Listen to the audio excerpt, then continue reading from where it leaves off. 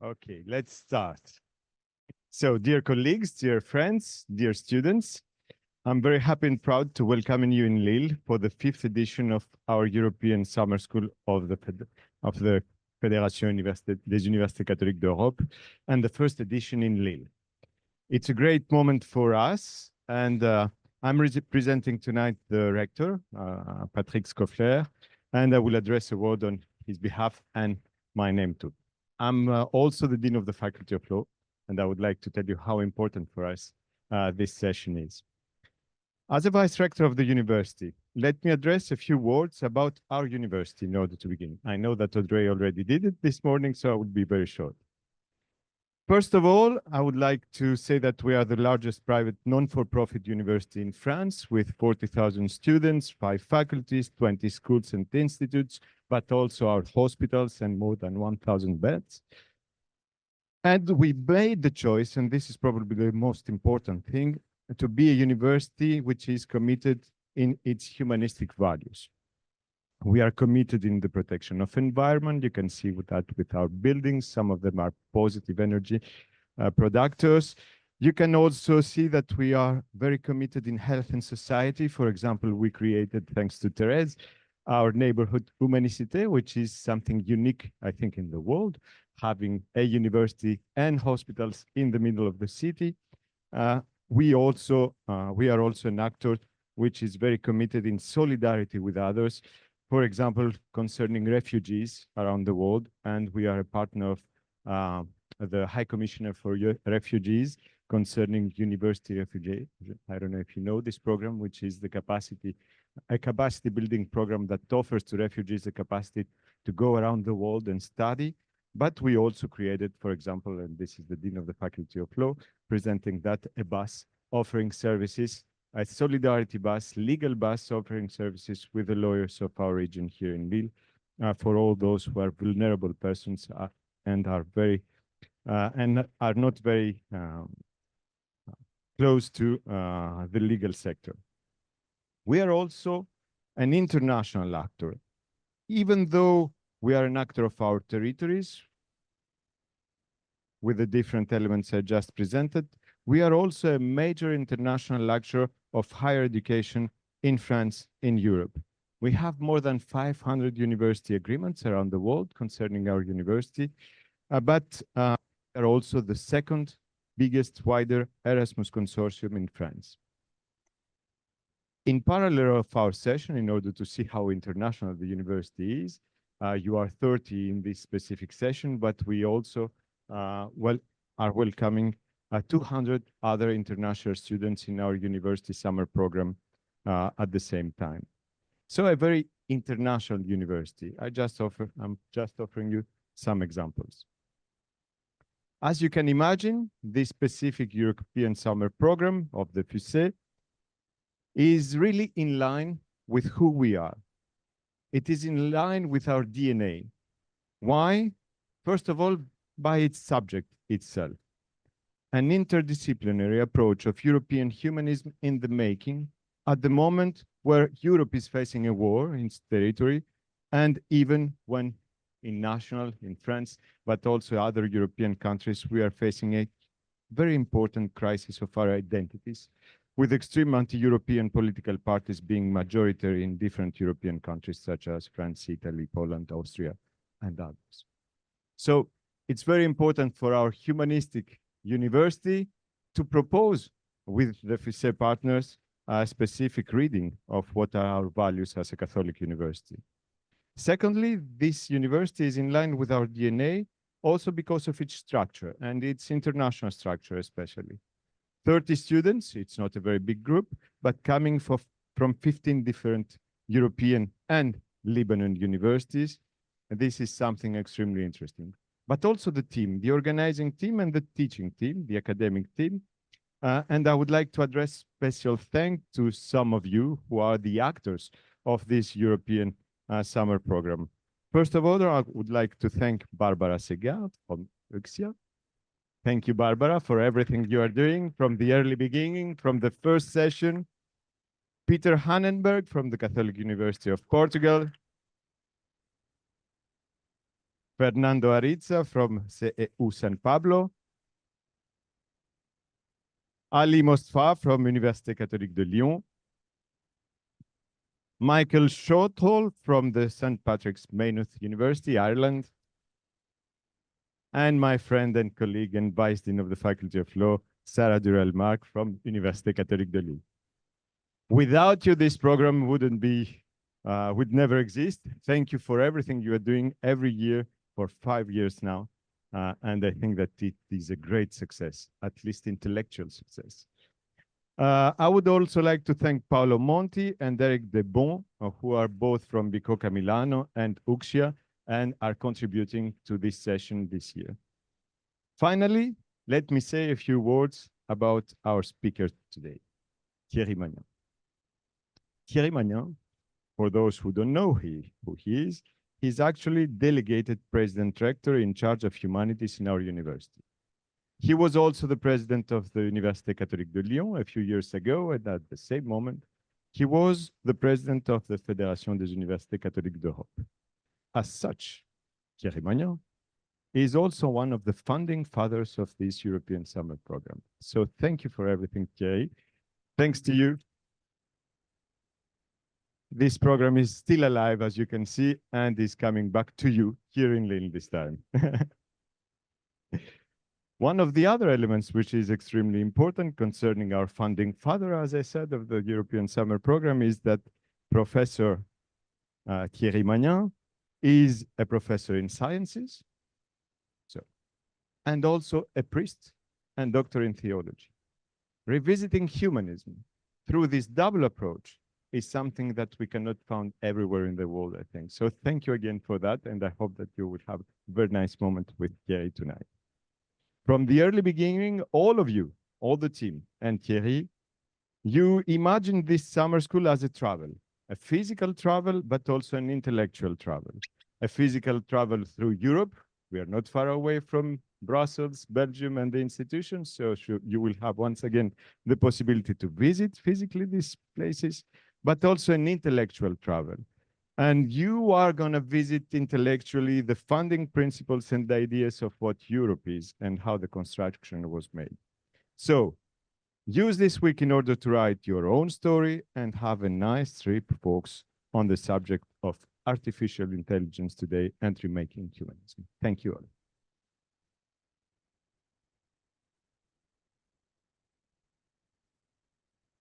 Thank you very much, Ioannis, and I'm very happy to be here and to thank all the different professors who are here, and particularly Barbara, as a coordinator of this very good program. I know that there are some people from outside and would like to say bonsoir to everybody, and particularly to you, the students of this summer school, coming from different countries, from Lebanon to Ukrainian and many others, and even from Belgium. And now there is a match, a football match, a terrific competition to this conference. But we are going to try to be aware of the results, but also of this subject. I propose a travel in the algorithmic society. Do you think we are in an algorithmic society? What does that mean? And what can be the humanistic challenges of our society today? That's the aim of this presentation. I will speak about 15 minutes, and then you will have the opportunity to ask questions or to make comments, okay? As an introduction, you know that there is a very fast development of what we speak about numerical systems and artificial intelligence systems inside numerical revolution. And that impacts the daily life, that impacts the job today, your future job in particular. And that is a very important challenge for education. And the other point is it can be the best or it can be the worst. depending with what kind of humanistic background we are going to use this kind of solution.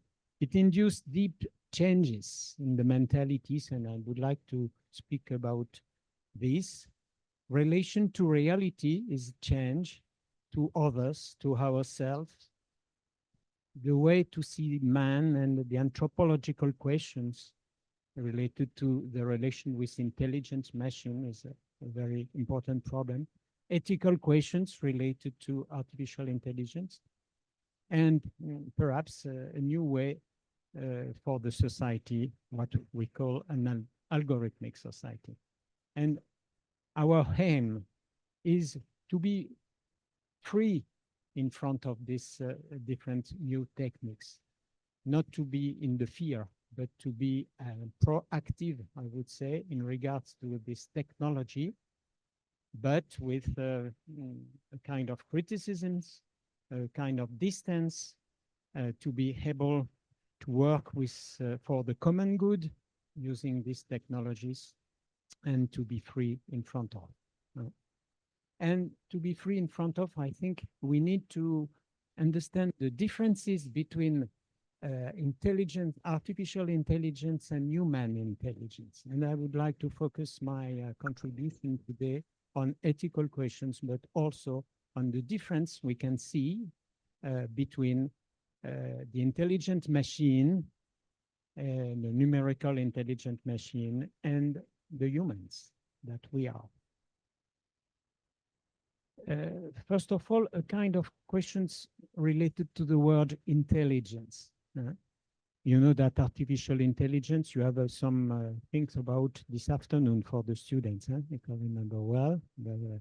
You were speaking about artificial intelligence this afternoon. You know that it refers to the ability of a computer system to perform tasks that generally require human intelligence. That's a basic definition. So it can be used to solve a lot of problems, to learn, to make transcription, to make pattern recognition in the healthcare situation, for instance, to have visual or sound perception. We look to intelligence, robotics, and many other fields. What is very important is today, the machine of artificial intelligence does not understand nothing of what they produce. They have no consciousness, no understanding. In a way, we speak about an understanding at a human level, okay? But what the machine proposed makes sense for us and can be interpreted as very intelligent. So if this machine does not understand nothing to what they do, can we speak about an intelligence, artificial intelligence? I think that yes. If we take into account the basic definition of the intelligence, very basic, the ability to adapt to a new situation. And the machine, the learning machines are able to adapt very often better than you and me to new situations. It's why I understand intelligence machine. Okay? That can be discussed. Just to say that we are not neutral in regards to these techniques. And personally, I am, as you said, the physicist and the theologian. So my point of view is like that. You can adapt other kind of point of view. I am a teacher and a researcher. So we have to be open to all the different things. I am a citizen, as you are in your country. We work with companies, with communities, and particularly at university. I try to be what I call a vigilant technophile. I do like techniques. You're not surprised by that. But I would like to be a vigilant technophile with you and with other researchers. And as a theologian, I want to introduce a very old theologian of the 4th century. You are making European humanisms in the making in the history. 4th centuries. And Basil of Caesarea was speaking about the creation as a theologian. And he said that in the Christian tradition, man can have an access to the workshop of divine creation as co-creator. And he has also the access to what we call in Greek, the logos and technos of God. That is within the framework of what we call the covenant in the Bible. So that means if we have an access to a workshop that is to make, in the workshop you are going to make many things, and you can use technologies to make, and particularly artificial intelligence. Why not? There is nothing to say that we have not to use this. Right? So in what kind of conditions can we use artificial intelligence to be within the framework of the covenant? That means a covenant between God and the creation for an humanization and not for a dehumanization. So I'm not sure to be able to give all these different topics depending if you are going to sleep or not during this conference. I will see that. I would like just to put into account the fact that the digital revolution is very systemic. It's not only your web or your smartphone. Then we will see how it moved and it changed the relationship to reality, to truth, and the way to be present, And we will have ethical and anthropological questioning. Then I will put a focus on the differences between humans and machines today, artificial intelligence as a bodiless intelligence. What does that mean? And in conclusion, we will see if artificial intelligence can support a new humanism. But it's your challenge to work about that. That would be only an opening. The numerical revolution becomes systemic and, impacts all the jobs.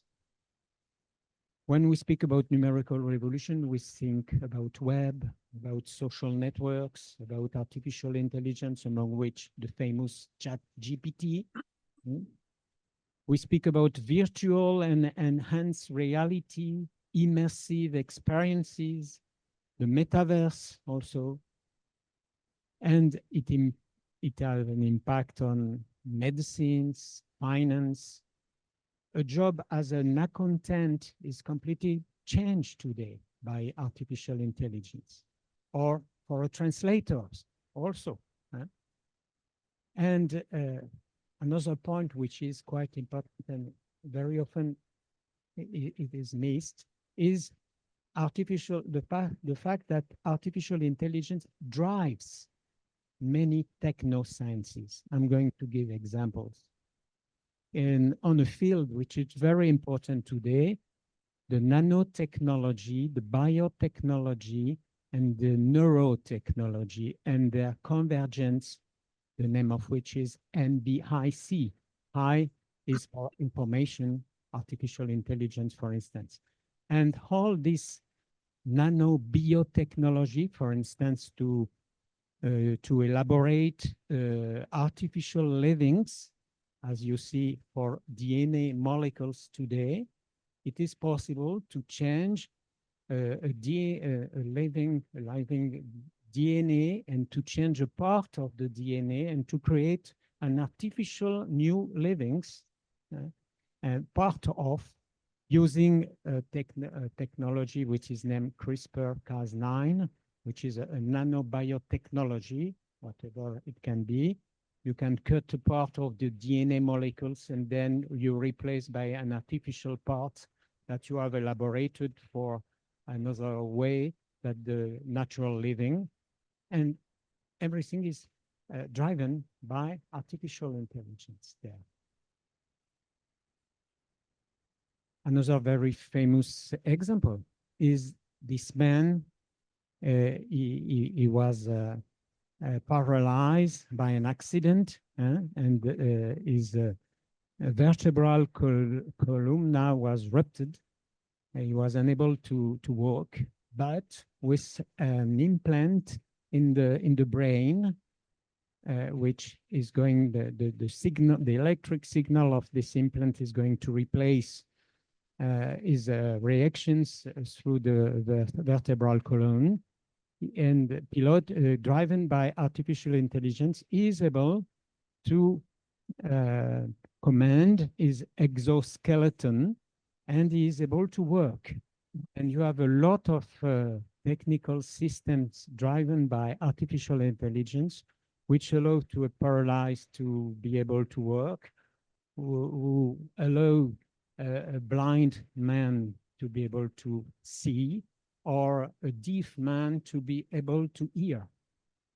That's a fantastic technical realization. Right? That's what we call to repair.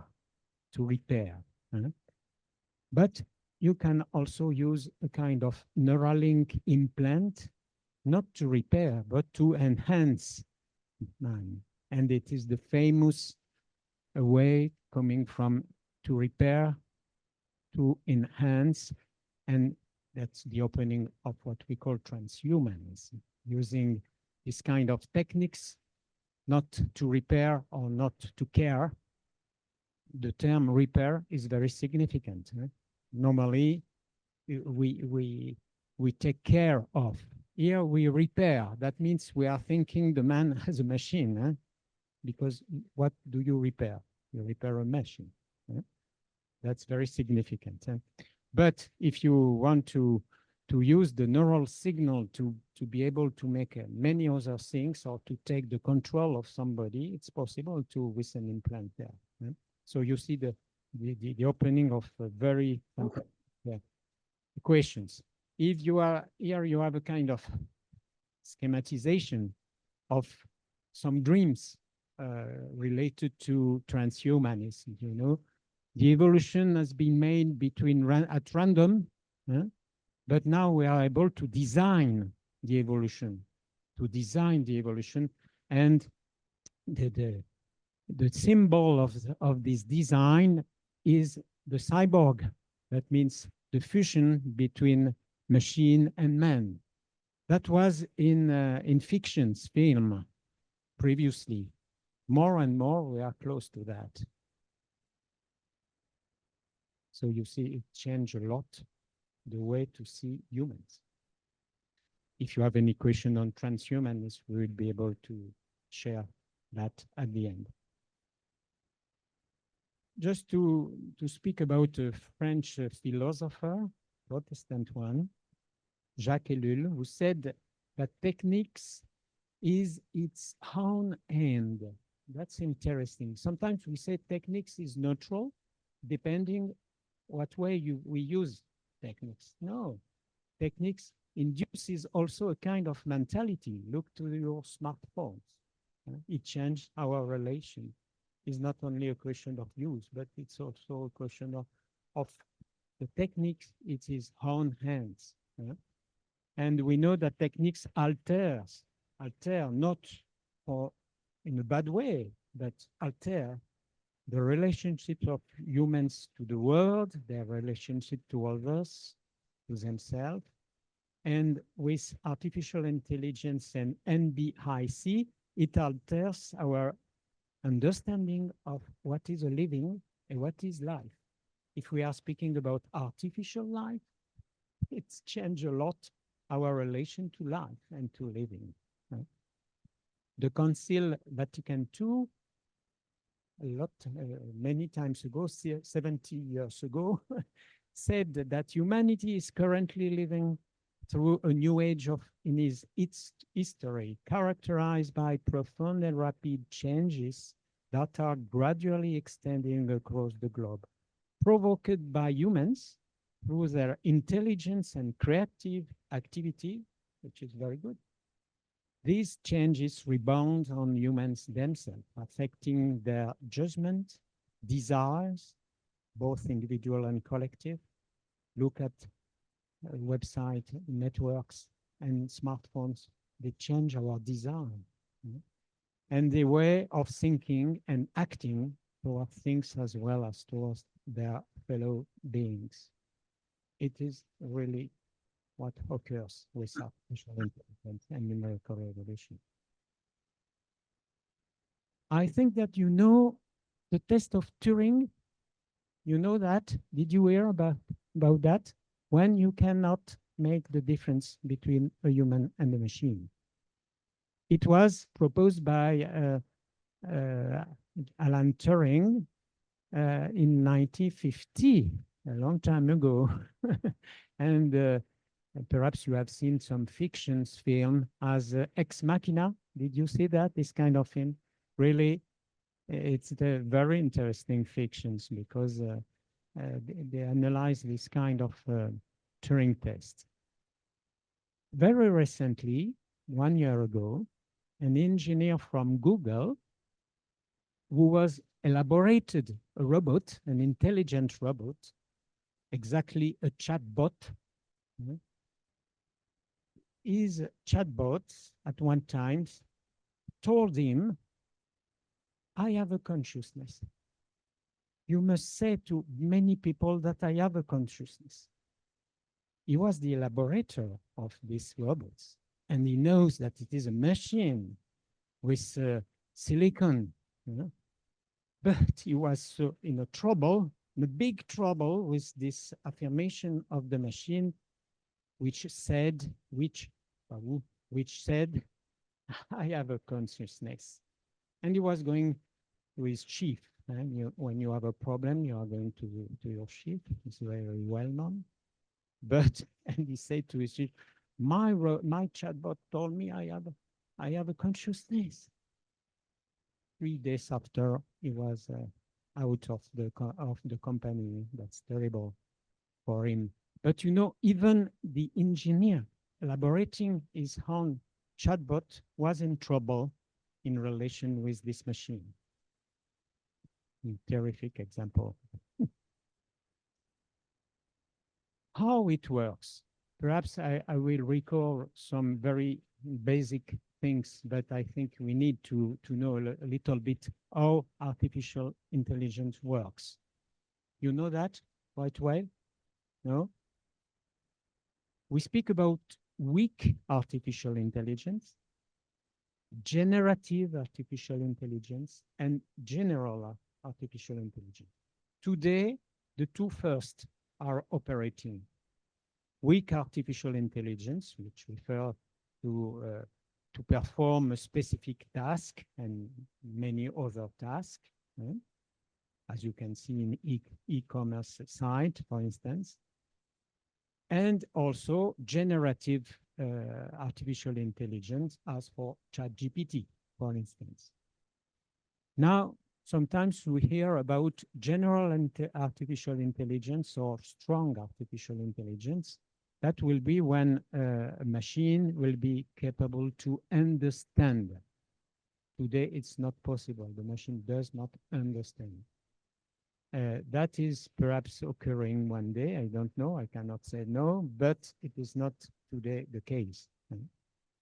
You know that in an intelligent machine, you get different components, which are very important. We are everywhere we speak about algorithm. Okay, but you get an hardware, a software, and the strength of the calculation is mainly related to the hardware.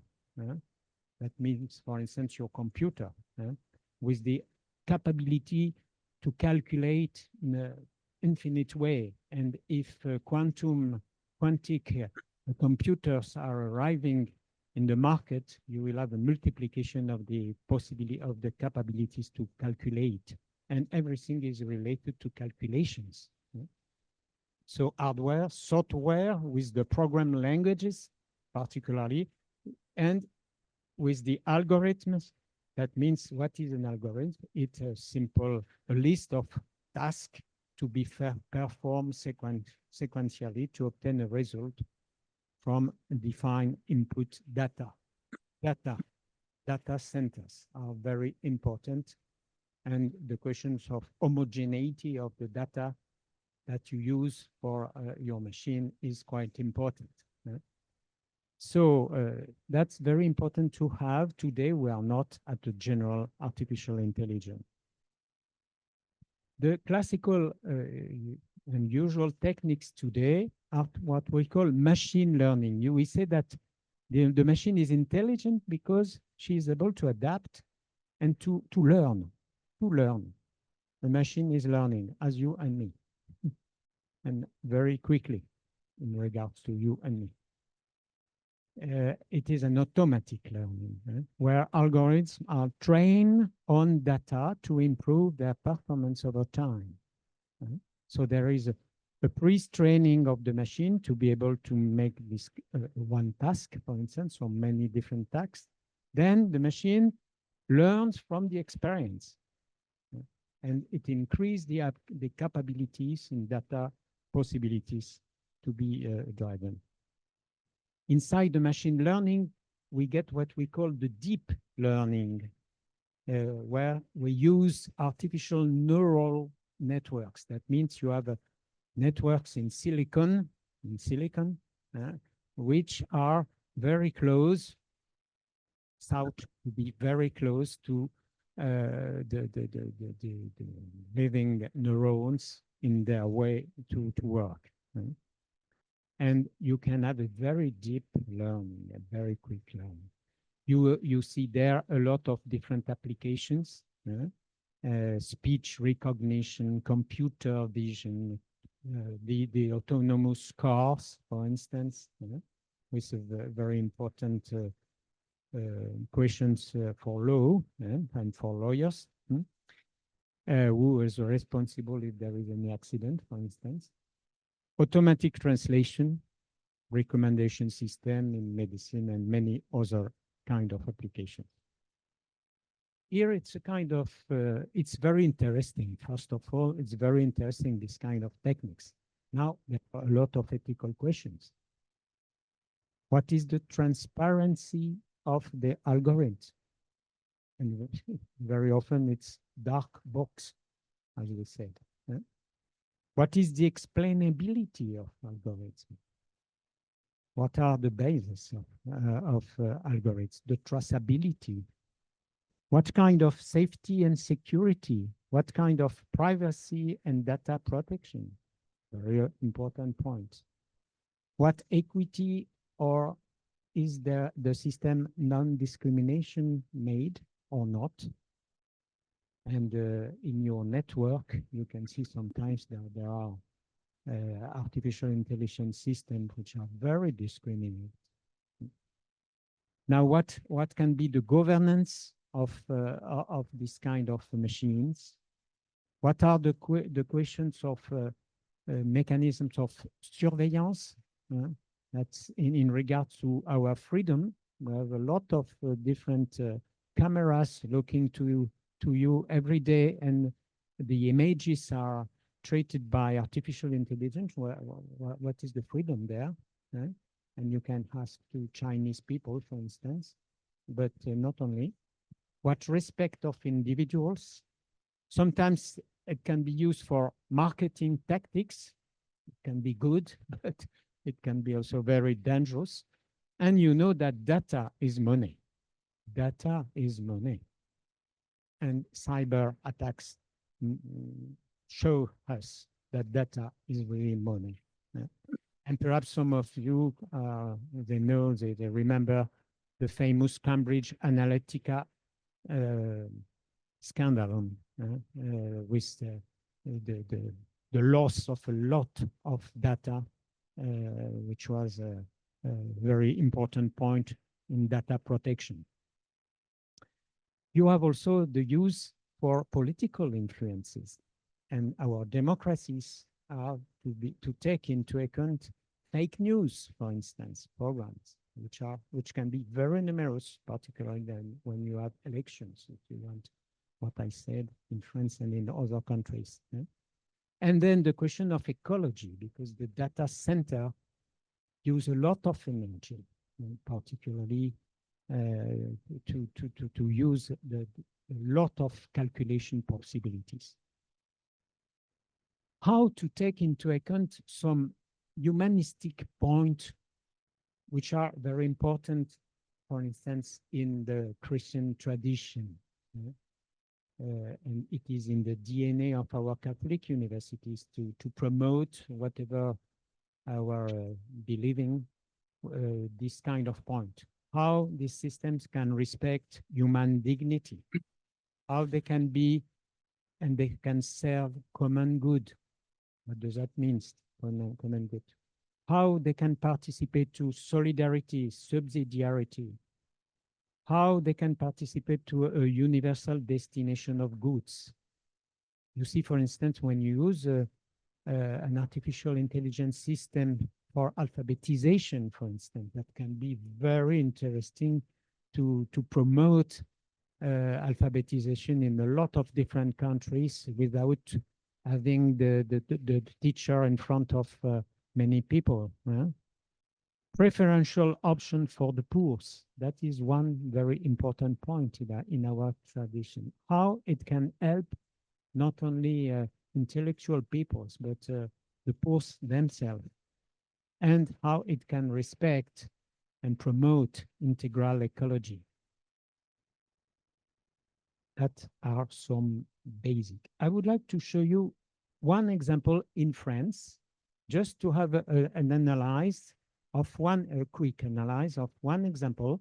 In the care system in France, you have what we call Mon Espace Santé.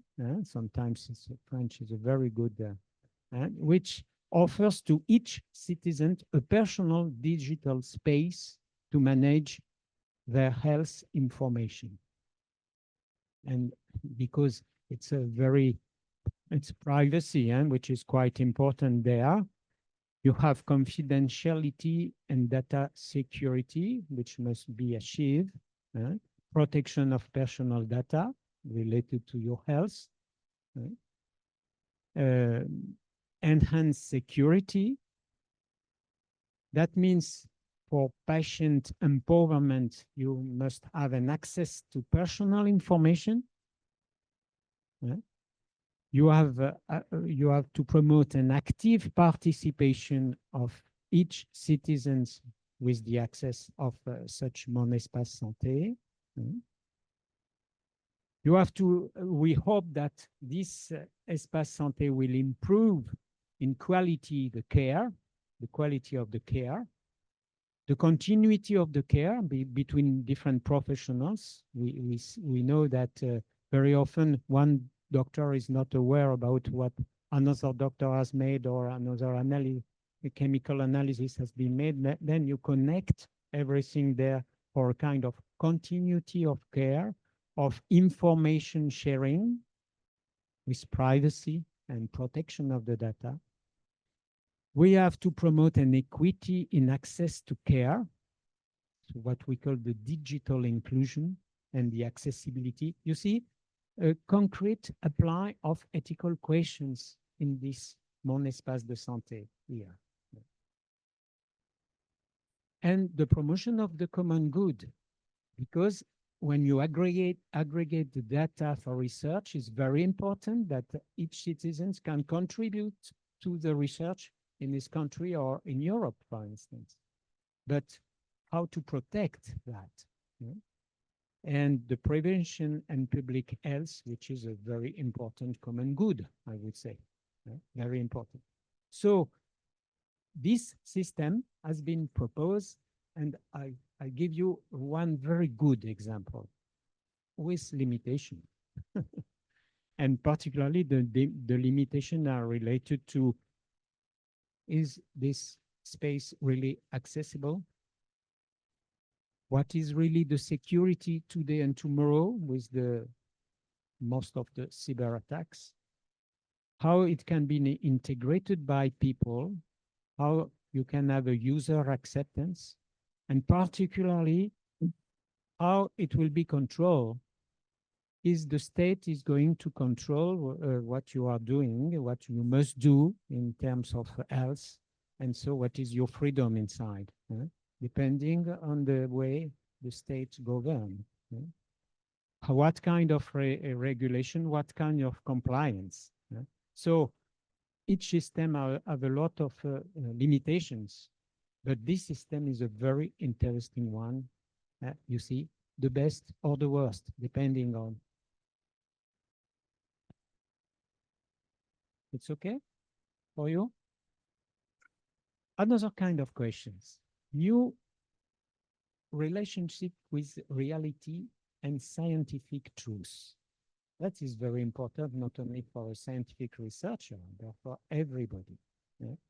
I'm going to make a kind of summary of that. When I was a young researcher in physics a long time ago, we were doing some experiments to understand, and then you make. Understanding to make. That is the classical methodology in science. You have to understand, then you make something. Okay? With the technosciences, nanotechnology, biotechnology, you have first to make, to produce, and then you understand from your product. And then when artificial intelligence drive the technosciences, you can make without understanding, you make from prediction. And as I will speak more about, this prediction is related to correlation and not to causality. I'm going to speak a little bit in a philosophical point of view. The causality is you find a cause and you explain an effect. Okay? With the artificial intelligence, you don't find any cause. You don't explain the effect. You look to the correlation, and it is a statistical behavior that will give you what we can call the truth of the machine, without any understanding of the phenomenon, only treating the data, only from the data.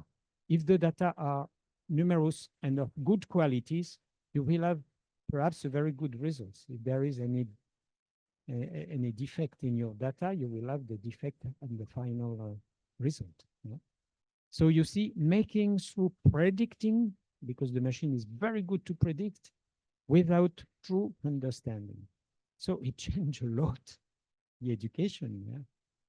So I hope we keep the three methodology, not only the last one. Yeah?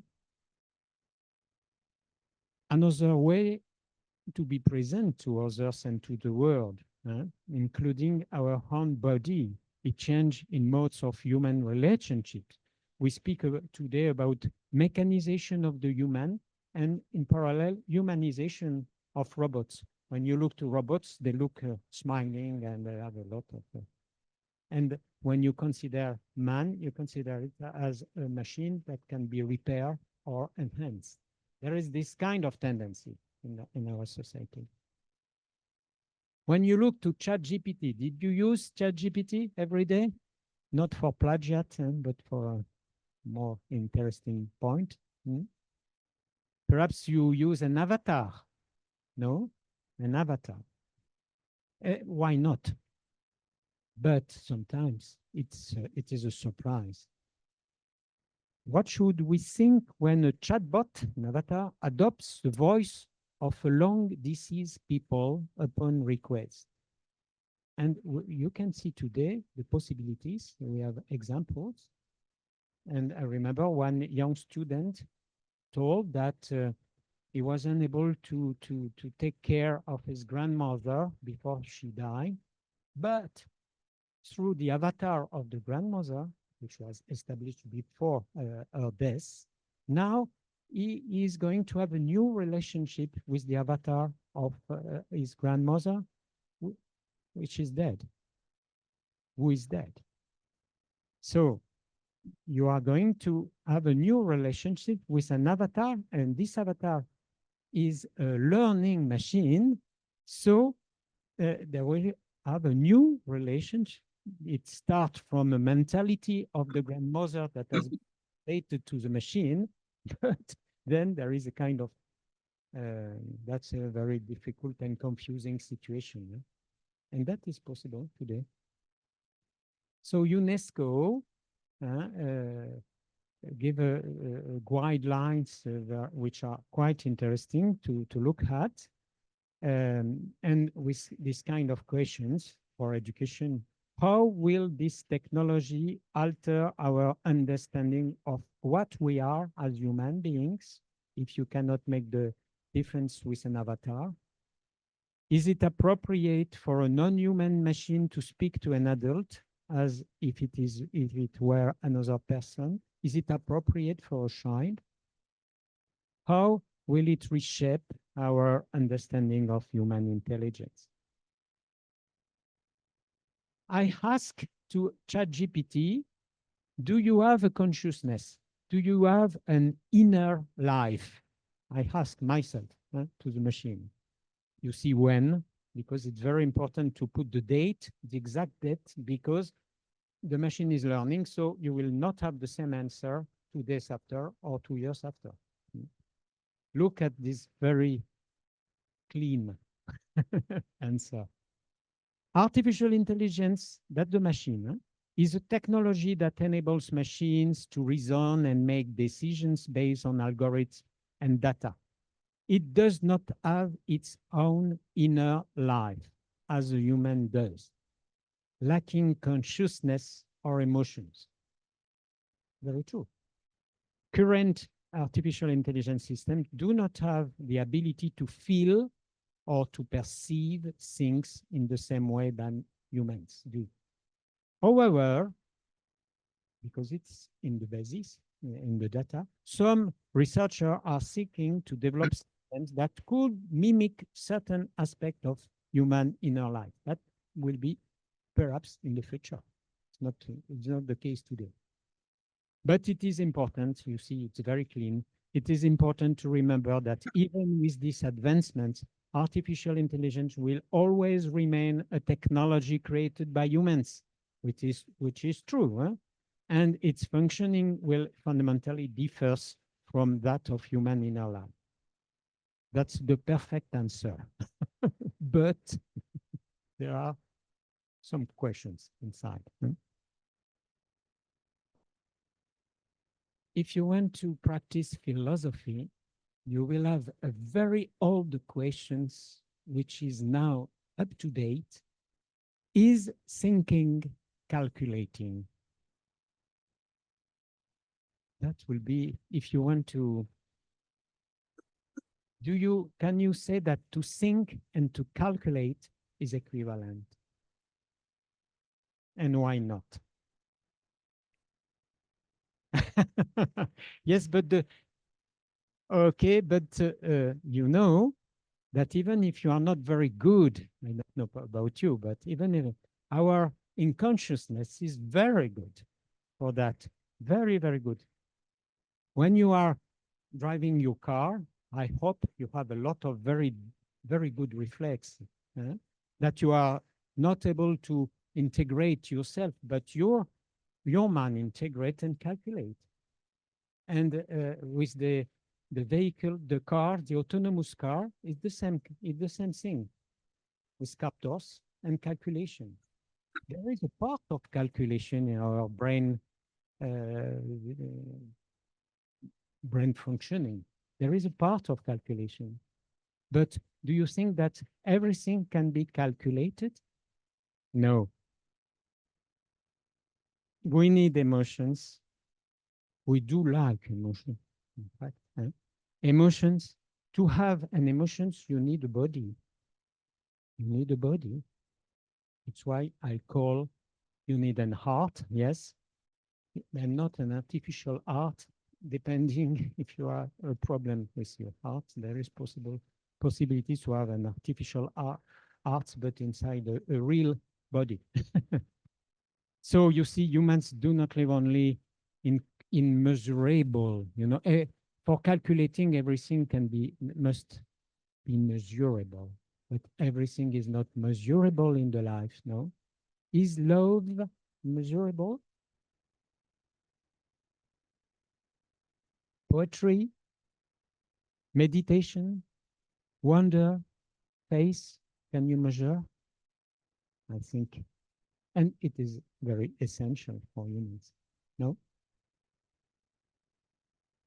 Now, is there any difference between a perfect machine, what I call perfect machine, that means all the functionings are quite perfect. But what do you think about the perfect machines in front of an accomplished human? And you can see people who have a lot of disabilities, and they show you really an accomplishment, a human accomplishment, and their functioning, their biological functioning is not perfect.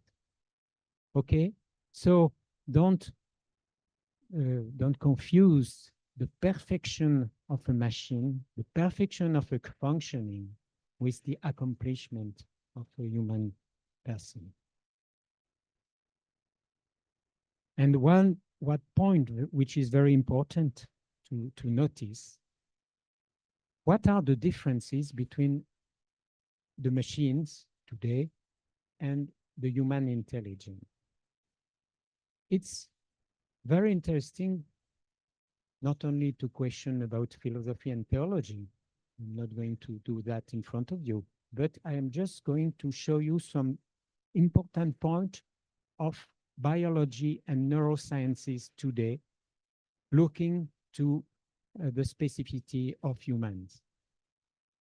Perhaps you have already seen the history of this man, Phineas Cage, who deprived we are deprived of his sensation following to an accident. He gets an accident and he receives something in a baramine, I don't know the translation in English, baramine, in his brain. But he did not die. Huh? And but this accident destroyed a part of the area in his brain related to memory and to emotional memory. And how this combined to induce a change in his character. That means if you are not able to have some memory of your emotion, then your reason is affected. There are a lot of links between the emotion and the reason, which is well known today, but which was not well known when I was young. I remember when I was young, everybody told me, if you want to be a reasonable man, don't look to your emotions. No? Now it changed a lot. Somatic markers come into play when we consider different options before making a decision. They were no longer present in Phineas Cage. Thus, he lost part of his ability to act based on social norms previously learned and recorded by his brain. Fundamental links between his emotion and his reasoning were thereby broken.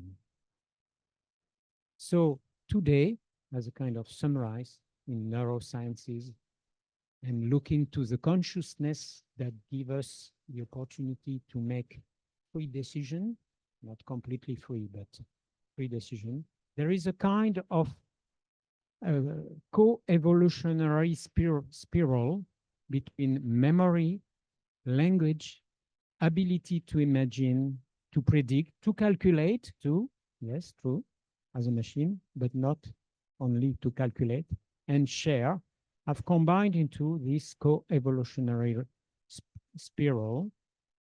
And it is described by a new part of biology and particularly genetics, which is epigenetics. Did you hear about epigenetics? That the influence of the environment on the expression and the modulation of the gene in our body. Right? And what is quite interesting to look at is that there is a big complexity which has been put in reason by the biologists and neuroscientists, biology not only influence our behavior, not only influence our psychism, but our decision, what we make as an experience, has also an effect in another way on our biology. There are reciprocal relationships between biology, psychology, and the practice of spirituality. There were a lot of experiments on people doing meditations, Buddhist meditation, Christian meditation, mindfulness meditation. And they looked by resonating magnetic influence, they looked to the evolution of the brain and the different part of the brain of people practicing meditation, a long one, not 5 minutes, but a long one meditation. And you see that not only the biology of the brain has an important effect on the way you practice the meditation.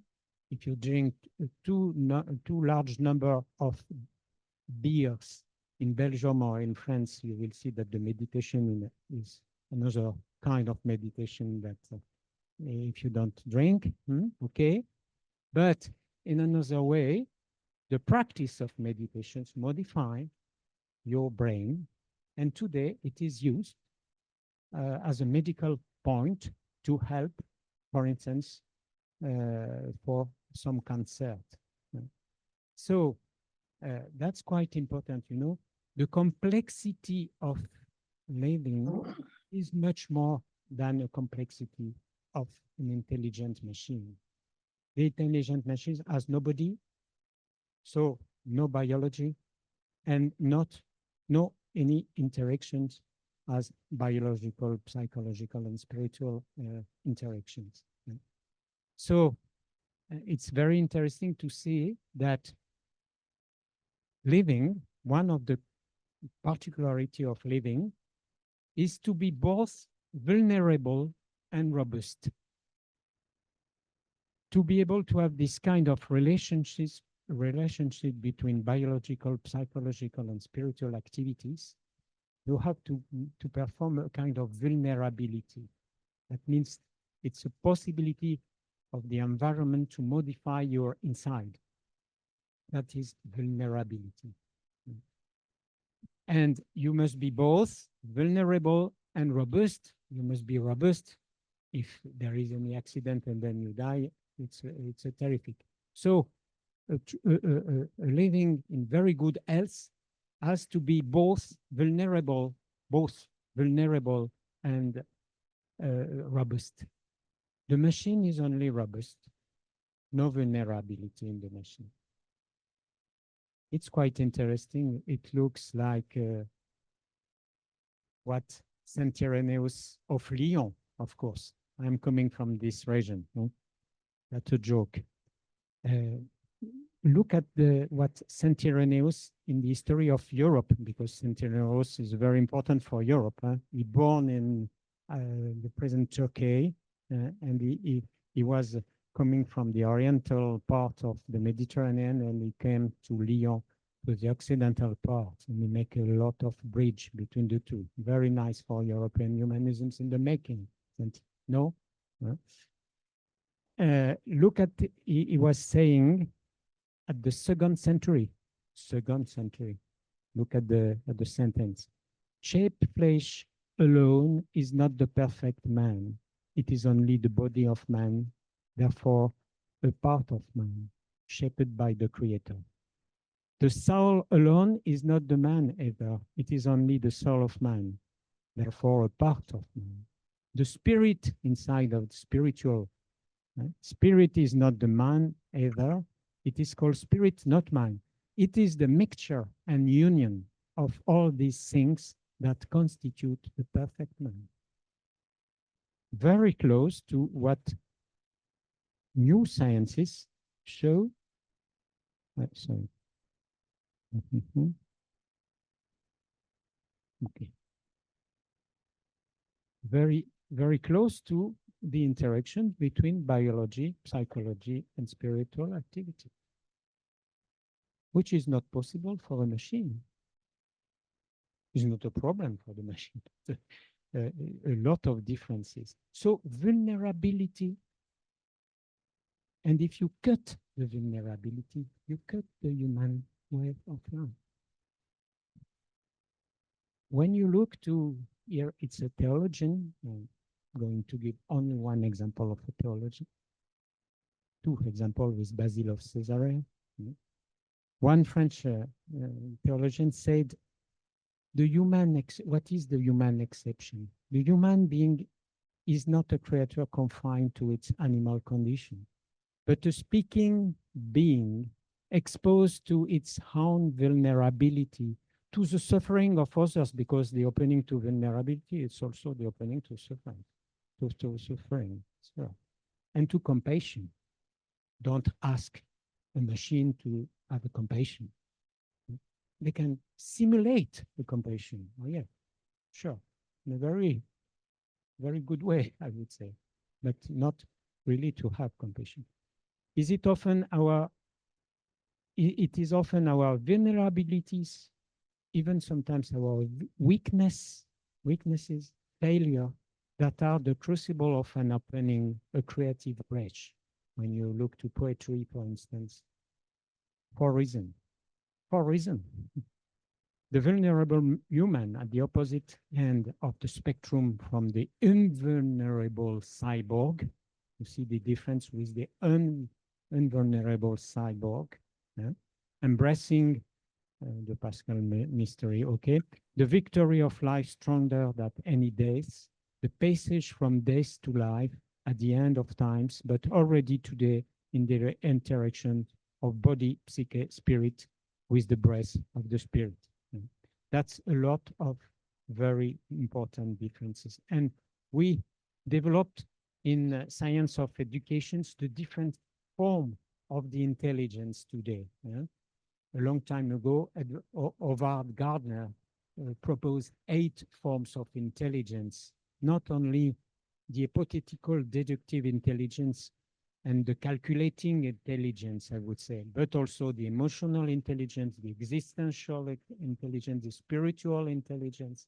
And today, we are very lucky to try to propose these different kinds of intelligences, which are related to body, psychism, and spirituality.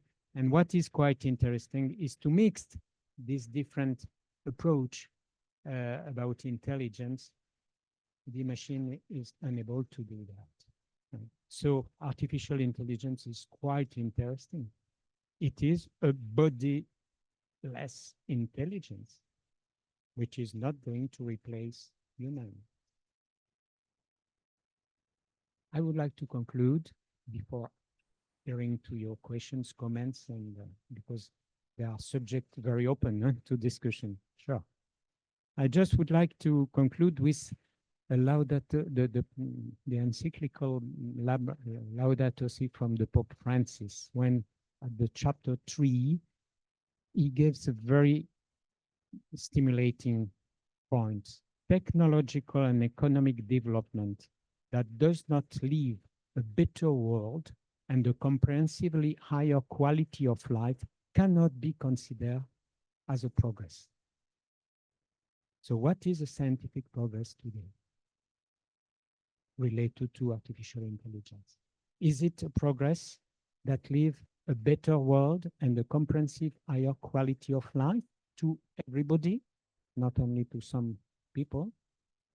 This progress should not be confused with growth, with an increase in technological power, with the accumulation of material wealth, and with the rise of GDP, while not neglecting these factors. Progress at the era of the ecological crisis, technology in front of the cry of the earth and the cry of the poor, which are linked, as Pope Francis said, in integral ecology. What does that mean to use artificial intelligence to construct this kind of society? And it is the call that the Pope Francis gave us last January for the day of the peace. Every January 1st is the day of the peace. And look to the main points of his letter, which is a kind of challenge he proposed to you and particularly to us, and particularly to you young people. The progress of science and technology as a path to peace. Is it possible? Yes, I do think so, but in what way? The future of artificial intelligence between promises and risk. The technology of the future, machine that learns by themselves. Sure, that's the future is today also acting. The sense of limit in a technocratic paradigm. When you have no limitation to the power of calculation, how to manage a limit. But in front of the ecological questions and crises, you have to find a limit. What does that mean to find a limit? Current issues in ethics. And this proposal, shall we turn swords into plowshares? En français, parce que les termes sont techniques, pour ceux qui parlent français. Est-ce que nous pouvons transformer nos épées en socs de charrue? Hein? Et ça vient, it's coming from Isaiah chapter 2. It's a very interesting proposal and challenge. It's for you, it's for me. Challenge for education. Yes, to use artificial intelligence in a humanistic way. Thank you so much.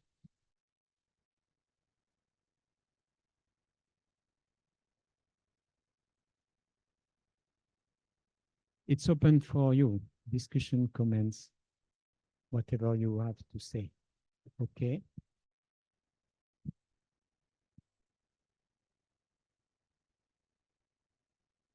I have a question regarding your professional path and this conference in specific, which was, and I don't think you mentioned this directly in your presentation, which is, how does AI impact priesthood, in your opinion, in this case?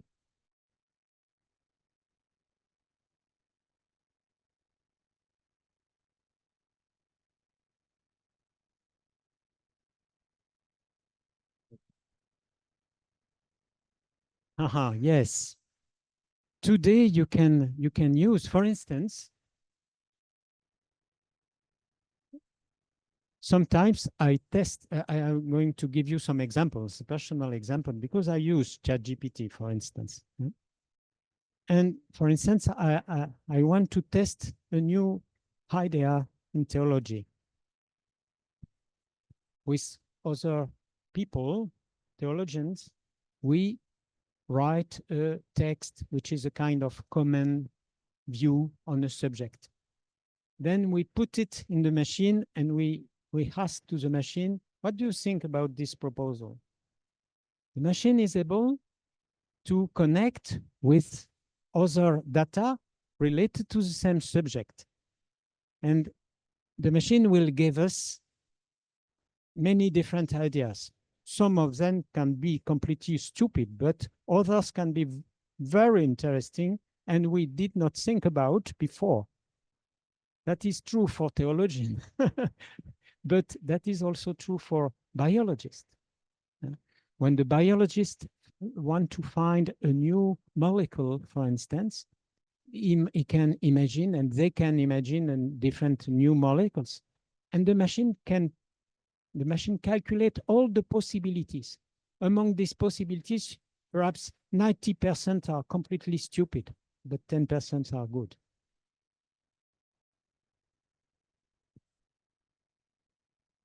And I'll go on with your questions in one way to use, perhaps in a good manner, artificial intelligence.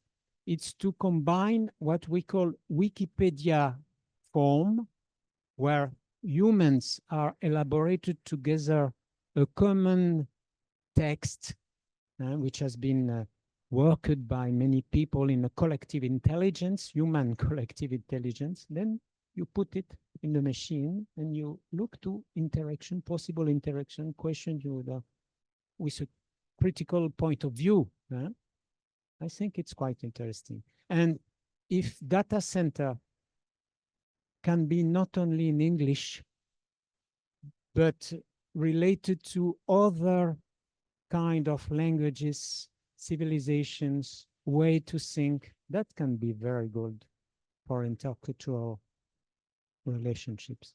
I think so. If the data centers are good, if there is no discrimination inside the data, which is a big question, not easy to understand. Not easy to understand, but not easy to solve.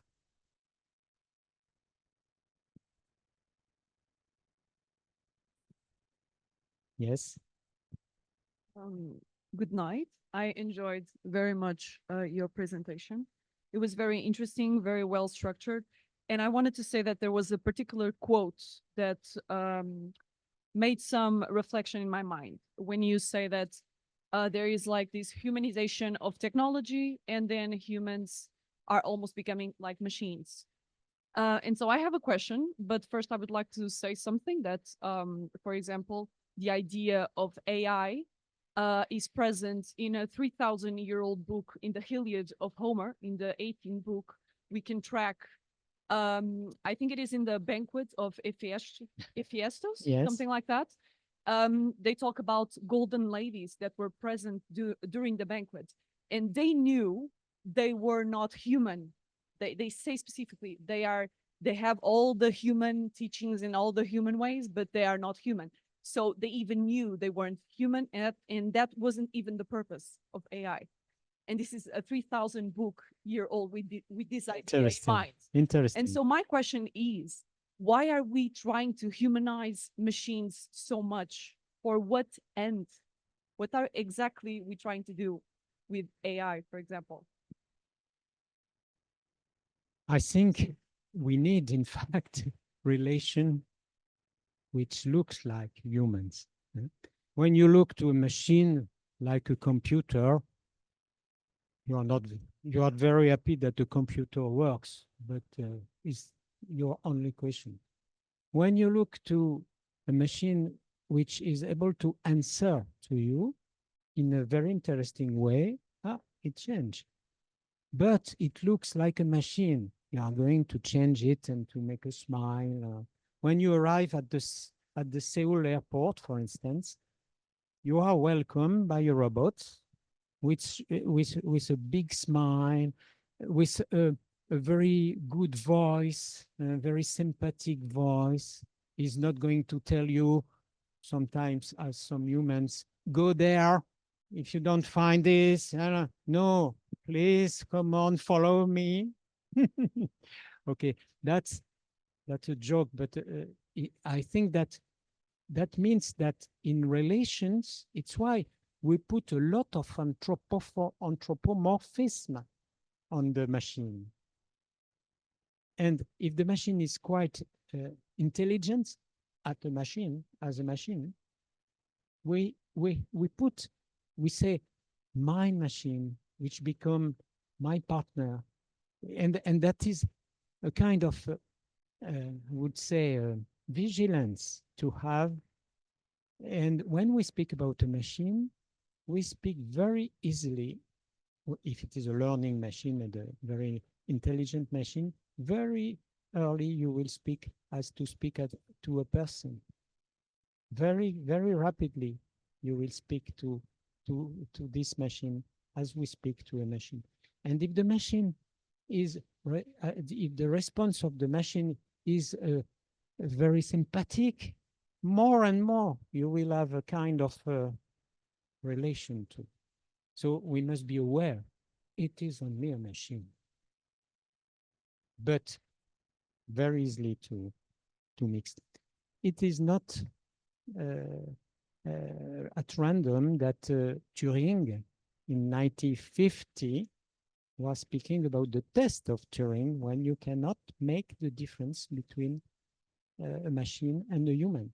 And if you look to the film, for instance, the fiction film Ex Machina, you will see that even if the engineers know that there are machines, over the time, a confusion will be established. And particularly because in this film, which is quite interesting, at the beginning, the engineer trains the machine. asking questions to the machine, and the machine learns a lot. At one point of the film, there is an inverse attitude. The machine is taking the control and asks to the young engineer many things about his daily life. And he was inside a new kind of relation, that the confusion at the end. Yes. Thank you very much for your conference. Just after COVID-19, we did focus group studies with our students here, with many groups of students. The question was about telepresence robots. Telepresence robots was a very important topic during COVID-19 because they restarted to replace teachers. That we asked to the students, do you prefer a telepresence robot as a teacher or a human teacher? Of course, the majority of groups fortunately said yes to teacher, but there was one group who said absolutely no to teacher and yes to telepresence robot. And we asked them why. They said, oh, professors, they talk too much. We prefer a telepresence robot who will be really brief. So actually, so this means our human characteristics, like talking or like crying or sharing the emotions, kind of in competition with telepresence robots. And we asked to this group then, but can you negotiate with the telepresence robot about your final score? Oh no, for this we prefer teacher. That's a good example of the vulnerability of a teacher, don't you think so? It is why they are humans. Yes, they can have compassion. The machine has been programmed to say no. It will say no. The professor are also a little bit trained to say no, but at the end they say yes.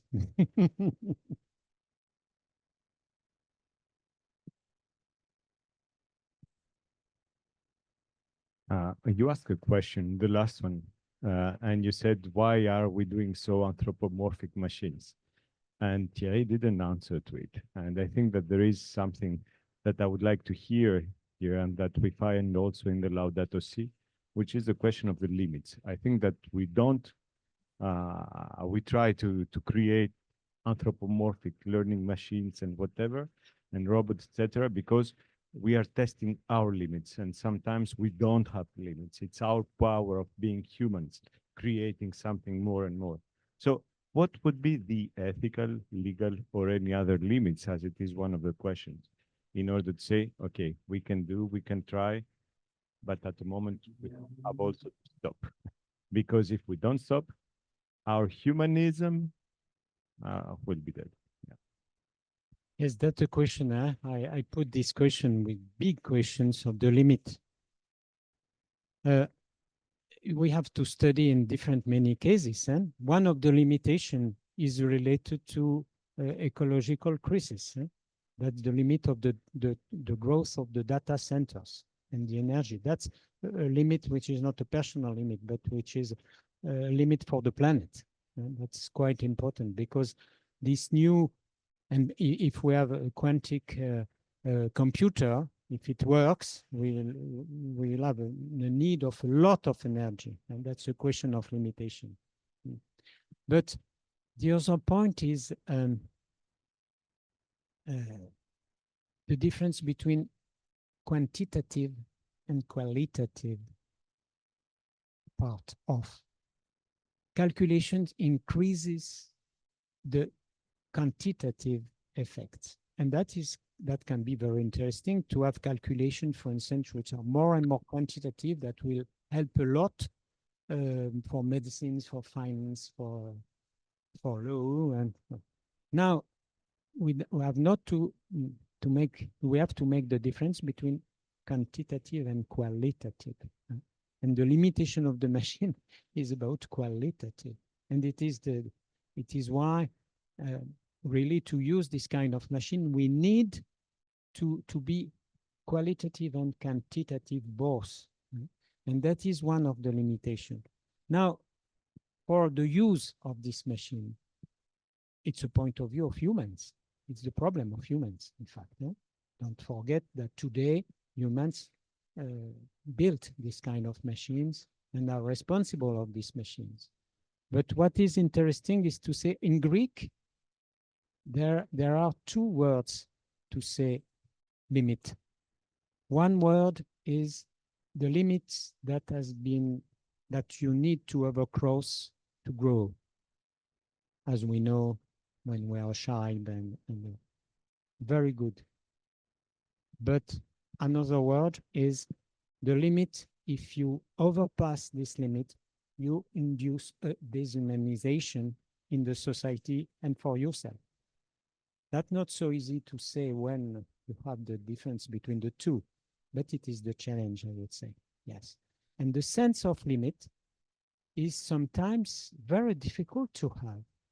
If we have techniques and technology that give a kind of without any limits possibilities without any limits, then you think that you will be without any limits. So we really need philosophy, anthropology to be able to use artificial intelligence in a humanized way. I think so.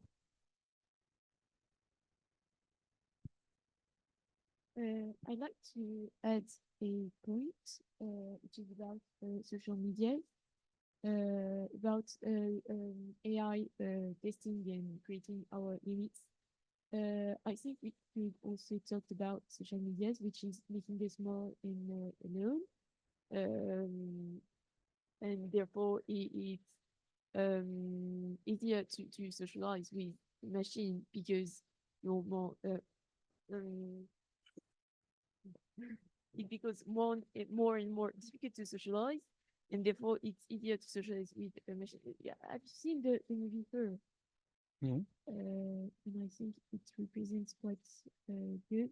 Well, it's quite a good representation of how we could end up being with AI, like being alone and therefore being maybe not falling in love with AI, but I think it could be a way for a human being to fight against loneliness. You know, there is no question, but it was just the point I was thinking about that. And what I want to say is that we have to learn to live with machine. I think it's not natural for us. One point is at the beginning, it is a game. In fact, numerical development is based mainly on game. It's why ludic behavior, it's why it's so popular.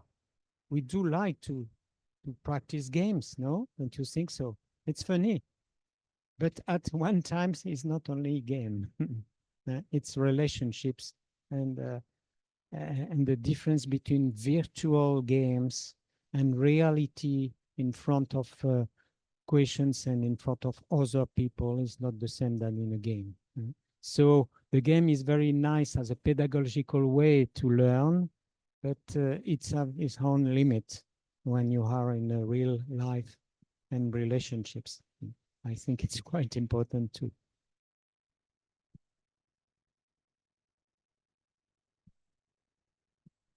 So just to add some things, I think what she said is very important in terms of how our brains evolved during this time. I mean, you show the picture of the evolution of our species, but one of the main things important in that image is the idea of time. From one species to another, I mean, there was thousands of years of evolution, and now on this Homo sapiens to the machine and the AI combining itself with us, it will be probably in a very short time. So maybe even our brains won't be able to adapt. There might be that problem. So probably that image might not be like that. Probably that last segment, our brains may not be able to accompany this evolution. And then things like this started, where we start seeing our own limits in terms of the way we can deal with technology, because maybe our brains are not ready for all of this. And that might be another problem. Oh, yes, your point is Biological problem. quite important. And the evolution needs time. And there is a kind of acceleration of time, as Armut Rosa and other people said.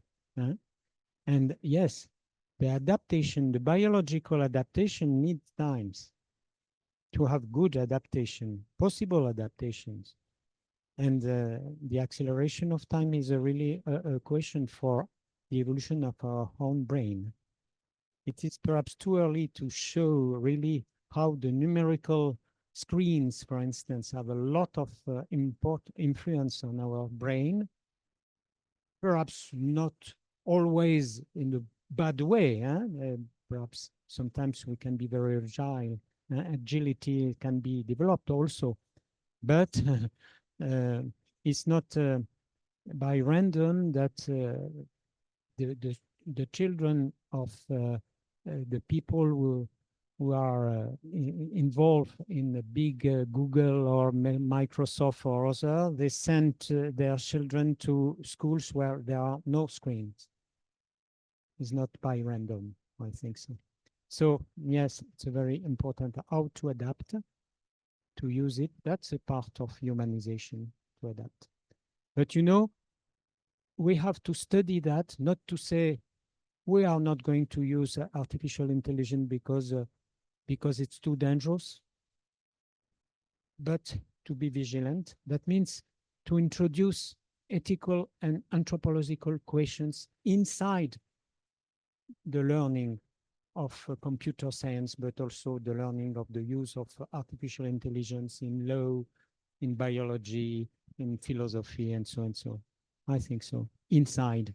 And that is a kind of European humanism also to be able to propose that. Thank you.